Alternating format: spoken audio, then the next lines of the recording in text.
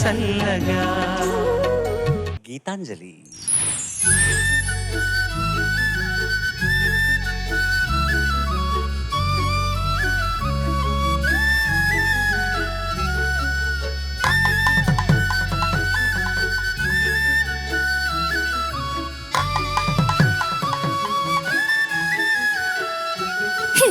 చల్లగాలి కావాలంటే చందమామను తీసుకొస్తాడే, సన్నాజాజి కావాలంటే సంతా మొత్తం మోసుకొస్తాడే, అడిగింది అందిస్తాడే, అంతకు మించింది తెచ్చిస్తాడే, కోరింది తీరుస్తాడే, వేరే కోరిక నాకింక లేకుండా చేస్తాడే.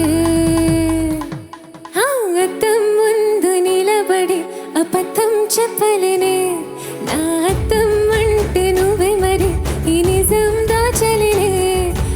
అద్దం ముందు నిలబడి అబద్ధం చెప్పలేనే, నా అద్దం అంటే నువ్వే మరి ఈ నిజం దాచలేనే.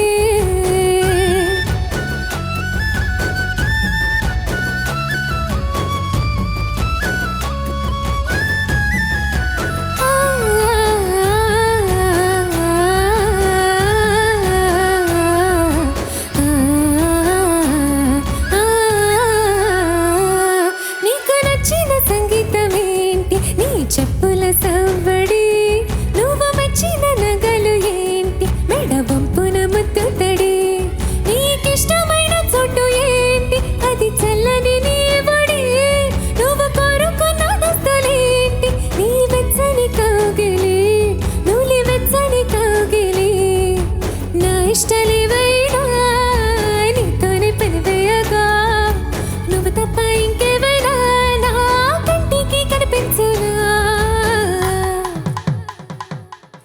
అద్దం ముందు నిలబడి అబద్ధం చెప్పలేనే, నా అద్దం అంటే నువ్వే మరి ఈ నిజం దాచలేనే.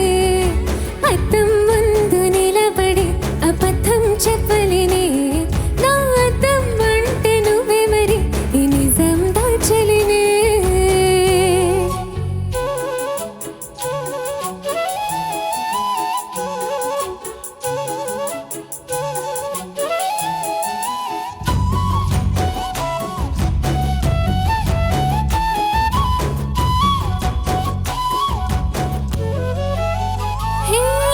నచ్చిన పరిమళం ఏంటి, నీ ఒళ్ళే నిలువెల్లా, నీకు మెచ్చిన పెయింటింగ్ ఏంటి, గుండె కంటిన బట్టు బెల్ల, నువ్వు రోజు చదివేదేంటి, నీ పర్వాల పత్రికని నువ్వు చూడద్దు అనుకున్నదేంటి, నీ కన్నుల నీటిని, నీలి కన్నుల నీటిని, ఎవరి ప్రాణాలు వాళ్ళు చూసేవి లేదు, కానీ నా పంచ ప్రాణాల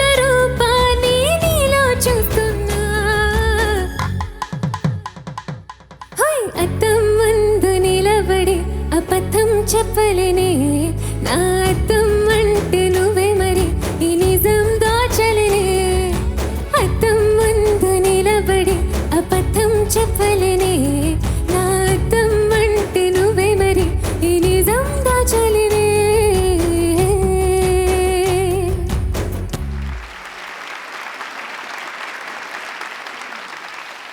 గీతాంజలి బాగా పాడావు నాన్న. Thank you. నేను మొన్న రిహార్సల్కి వచ్చినప్పుడు కొంచెం భయం భయం కనపడ్డావు.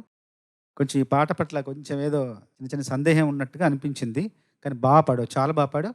ఒకటి ఏంటంటే చివర్లో నా అద్దం అంటే నువ్వే మరి, అక్కడ మరీ దగ్గర చివర్లో వచ్చే పల్లవిలో అది నువ్వే మరి ఒక్కటి నాకు సరిగ్గా అనిపించలే. పాట అంతా బాగా పాడావు. పైగా ప్రశ్నలు సమాధానం ఉన్నాయి పాట అంతా కూడా.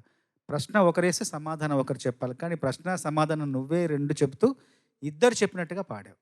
Thank you sir. చాలా బాగా పాడావు, ధైర్యంగా పాడావు, అందంగా పాడావు, మధురంగా పాడావు. Thank you sir.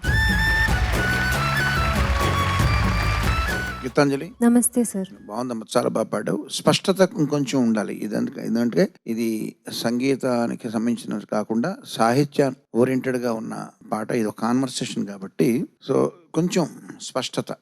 ఆర్కెస్ట్రా కూడా కొద్దిగా సాఫ్ట్గా వాయించి ఉండాల్సింది బీట్ అది. ఎందుకంటే కొన్ని లిరిక్ వినపడితే కానీ ఎంజాయ్ చేయలేని పాటలు ఉంటాయి అన్నయ్య గారు. ఇట్లాంటి పాటలకి కొంచెం ఆ బీట్ అది కొంచెం మీరు సాఫ్ట్ చేయాల్సిన అవసరం కనబడుతుంది. చక్కగా పాడావమ్మా. నాకు బాగా ఈ రొమాంటిక్ సాంగ్స్లో ఇలా కొత్త ఎక్స్ప్రెషన్స్ ఇందులో కనబడుతున్నాయి. నువ్వు కోరుకున్న దుస్తులు ఏంటి అంటే నిరసన కౌగిలి. దిగంబరం అంటే దిక్కులే అంబరంగా కలిగిన వాడని అర్థం. అట్లాగే ఇక్కడ ఏంటంటే ఈ కౌగిలే బట్టలు అవుతున్నాయి ఇక్కడ. అదొక డిఫరెంట్ ఎక్స్ప్రెషన్ ఫస్ట్ టైం నాకు కనబడింది. ఎవరి ప్రాణాలు వాళ్ళు చూసే వీలు లేదు, కానీ నా పంచ ప్రాణాలు రూపాన్ని నీలో చూస్తున్నా. ఇట్లాంటివన్నీ మంచి ఎక్స్ప్రెషన్స్ ఉన్నాయి ఈ లిరిక్స్లో. ఇప్పుడు చక్కగా పాడావు.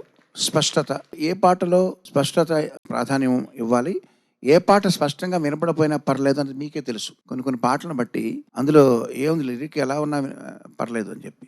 ఈ సందర్భంగా నా ఎక్స్పీరియన్స్ ఒకటి చెప్తాను. మధుమురళి గారు అనే ప్రొడ్యూసరు, ఆయన ఏదో సినిమాకి, అది అల్లుడు గారు వచ్చారా లేదా అంతకుముందు ఏదో సినిమాకి నేను కలసా థియేటర్లో రికార్డింగ్ చేస్తున్న రోజుల్లో ఆయన బయటకు వచ్చి ఒక కంప్లైంట్ చెప్పారు. ఒక రిహార్సల్ చూసిన తర్వాత బయట, ఏమంటే ఈ పాట లిరిక్ వినపడుతుంది ఏంటి అన్నారు. మరి వినపడాలి కదా, అందుకనే కదా మీరు డబ్బులు ఇచ్చారు, రాయించారు. కాదు కదా, లిరిక్ వినపడకుండా ఉండడం ట్రెండ్ కదా, వినపడకుండా చేయండి అని అడిగారు. ఓహో, ఇలా కూడా అడుగుతారనమాట ప్రొడ్యూసర్లు. మధుమురళి గారికి ఏంటంటే ఆయన ట్రెండ్ ఫాలో అయ్యి అడిగారు అంతే. అదేమీ ఆయన సొంత బుద్ధి కాకపోయి ఉండొచ్చు. ఇది జరిగింది, నా జీవితంలో జరిగిన సంఘటనలో. మధుమురళి గారు అనే ప్రొడ్యూసరు అలా అడిగారు చంద్రబోస్ గారు, మరి డబ్బులు ఇచ్చి ఎందుకు రాయించారండి అని అడిగాను. మేము చేసే పని మేము చేస్తాం, మీరు చేసే పని మీరు చేయండి, లిరిక్ వినపడకుండా రికార్డ్ చేయండి పాటలు అని అడిగారు. బహుశా మధుమురళి గారి సిద్ధాంతాన్ని మన ఆర్కెస్ట్రా ఈ పాట వరకు ఫాలో అయినట్టుంది. కొంచెం చూడండి, లిరిక్ చక్కగా ఉన్న పాటలో మీకు తెలుసు కాబట్టి కొంచెం వాద్యాలు తగ్గిస్తే లిరిక్ వినబడుతుందన్న నా అభ్యర్థన. చక్కగా ఉందమ్మా, పెర్ఫార్మెన్స్ బాగుంది. All the best. Thank you sir. Hello Geetanjali. Hi ma'am. స్పష్టత విషయంలో సుశీల గారిని ఆదర్శంగా తీసుకోవాలి. సుశీలమ్మ, నువ్వు ఏ రికార్డ్ లో విను, ఏ ఆర్కెస్ట్రేషన్ లో విను, ఎట్లా ఉండని ఆవిడ మాట స్పష్టత ఆవిడ దగ్గర నుంచి నేర్చుకోవాలి. ఆవిడ ఏకలవ్య శిష్యురాలలో నేను కూడా ఒకదాన్ని. నేరుగా నేర్చుకున్నాను, ఇండైరెక్ట్ గా ఆవిడ నన్ను బాగా ఇన్స్పైర్ చేసిన ఆవిడలో ఉన్న ఒక క్వాలిటీ ఏంటంటే స్పష్టత. అందుకే నేను చెప్తూ ఉన్నాను కదా, నోరు తెరిచి, చరణ్ గారు కూడా చెప్తూ ఉన్నారు నీకు కొంచెం నోరు తెరిచి పాడు, నోరు తెరిచి పాడు అంటే గట్టిగా పాడడం కాదు నాన్న. It's not about volume, it's about pronunciation. Okay ma'am. బాగా పాడావు నాన్న, మొత్తం బాగుంది. కొంచెం స్పష్టత లోపించింది, అది కూడా సవరించుకుంటే గనక నీ voice quality is amazing. Thank you ma'am.